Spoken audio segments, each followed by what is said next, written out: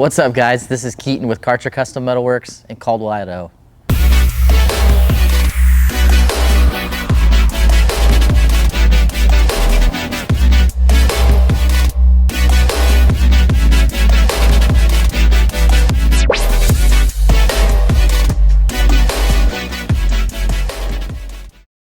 How'd you get into this business?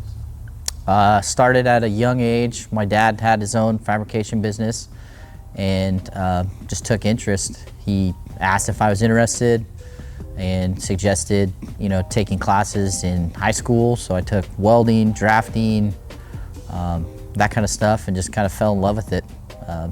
Lack of a better term, just playing with fire. Let's see, started when I was 15 years old, working during the summers. Back then it was, you're able to do that kind of stuff versus now. But so I worked during the summers, out of school, and then took a year, went to college, decided college wasn't for me, just did it to play sports, and after that, went straight to work for my dad. I'd say probably 8 or 9 years straight, and still was kind of young, thought I knew everything, and took a hiatus about a year and a half, went and moved out of town, tried a different,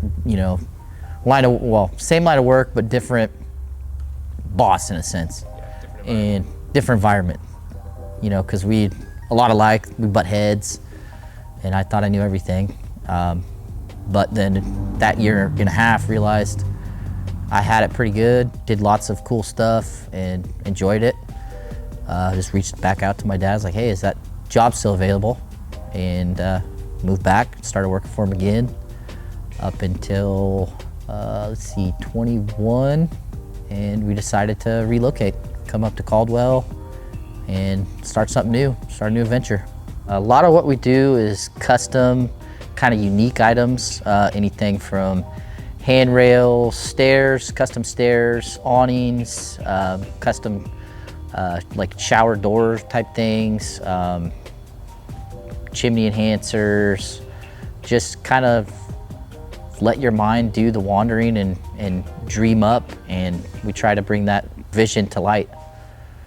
Starting out, we used to do a lot of like industrial commercial stuff, and I thought that was kind of like the industry that I was going to get into being here, because there's a lot of industrial commercial type stuff, but just got started with a couple people, and big residential like custom homes took off, and now that's just about 80% of what we do. To make our job a lot easier, we have a 5x12 water jet that we can cut just about any material.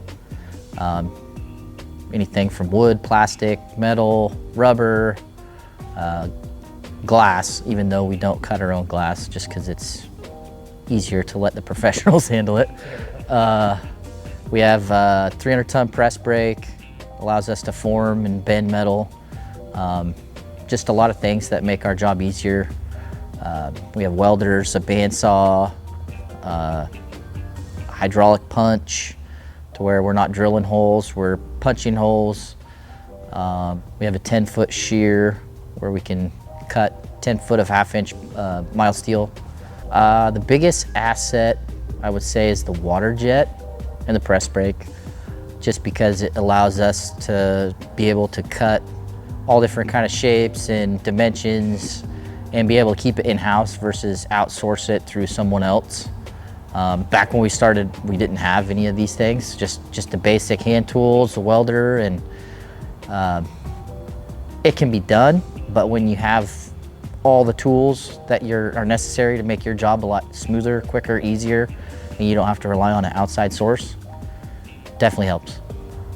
Let's see, we opened March of 23, so a little over 2 years. It's big, it's fast, it's scary, it's a monster, but the best way to describe it is it's kind of like a train. You start, get the train moving, keep going, and you learn. You grow, you learn. You grow, you learn. You make mistakes, and you learn. Well, it's pretty cool because where we're at, like, other than the coffee shop, everybody's we're all like similar in age.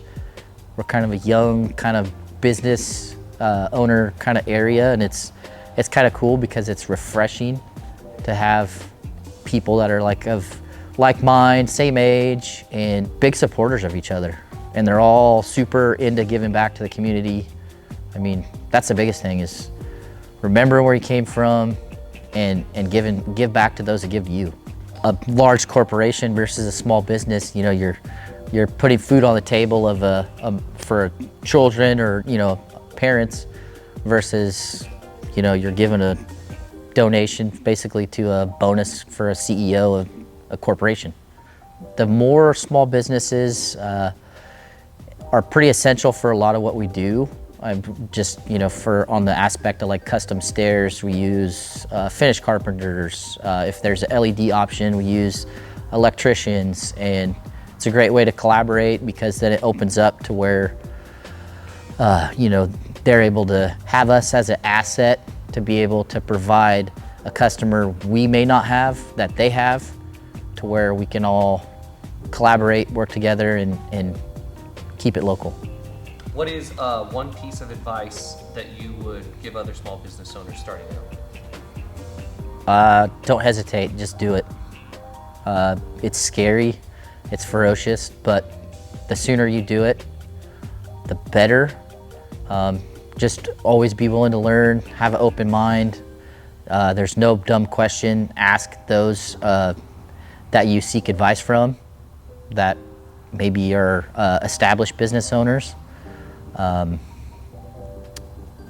Just do it. One thing I would like to emphasize is the trades and the need for trades. A lot of people look at it in a negative light, and I couldn't be prouder that I was involved at a young age because of my father, and it's something I fell in love with and I'm still proud of to this day. The trades is something AI will never replace.